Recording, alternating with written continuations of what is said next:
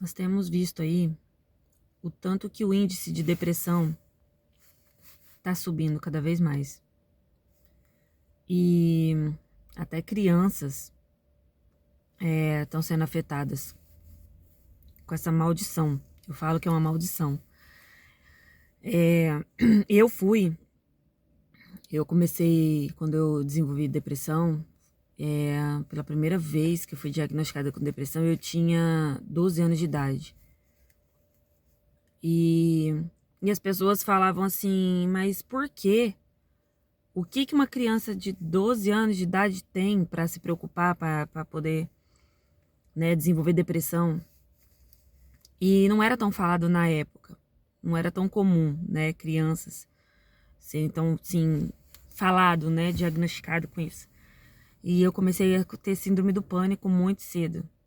E chegou um ponto que estava tão desesperador que eu pedia a morte. Quando eu acordava, eu pedia pra minha avó, eu ia falar com a minha avó, falava assim, vó, eu não quero ficar acordada. E a minha avó, minha mãe chorava, minha mãe principalmente chorava muito, e eu falava, eu não quero ficar acordada. Eu não quero acordar. Porque quando eu acordava era uma angústia, sabe, era algo terrível, eu não sabia explicar, eu não sabia fazer nada para aquilo parar. Então, assim, só que quando eu fui me converti, eu tava com 21 anos, ainda lutando contra a depressão, a religiosidade, ela me prendeu muito ao ponto de achar que a pessoa que ela é crente, o crente, ele não pode buscar ajuda em um médico. Eu cheguei a pregar isso, sabe? Que era algo somente espiritual. Eu tinha esse preconceito. E passados os anos, Deus me libertou tanto da depressão quanto da religiosidade. E sim, foi Deus, foi sim através de eu entregar minha vida para Jesus que eu encontrei a força para poder, né, buscar me libertar disso. Só que depois eu entendi que chega também um ponto de que você precisa de uma ajuda profissional. De uma ajuda profissional, primeiramente de Deus e depois de uma ajuda profissional. E aí, o que eu fiz? Eu fui buscar ajuda em profissionais que falavam a mesma língua que eu. Que é a palavra de Deus, né? A pessoa que tem a mesma fé. Então, busquei ajuda em profissionais que não eram.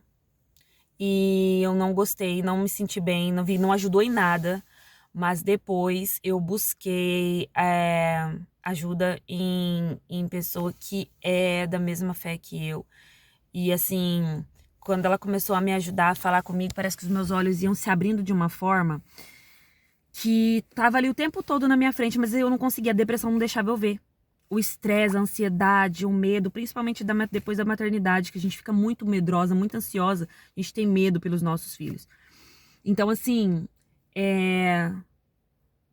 não fique lutando sozinho, não lute sozinho, não busque sozinho a ajuda, não fique esperando, porque tem muitas pessoas que estão depressivas, tem pessoas que estão caladas, entra para dentro de um quarto, deixa para fora, mostra sorriso, mas por dentro, quando vê, pessoas líderes estão tirando a sua própria vida porque não tá aguentando.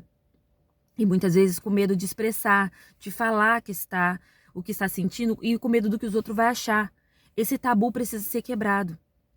Sobre achar que cristão, pessoa que crê em Deus, não pode buscar ajuda, que isso é falta de fé, é fraqueza.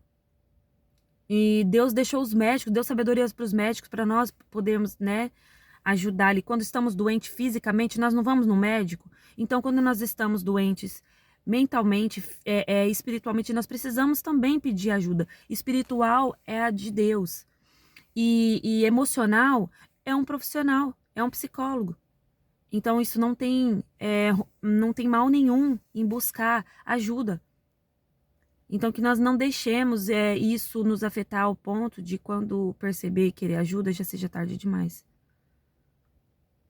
Que Deus te abençoe.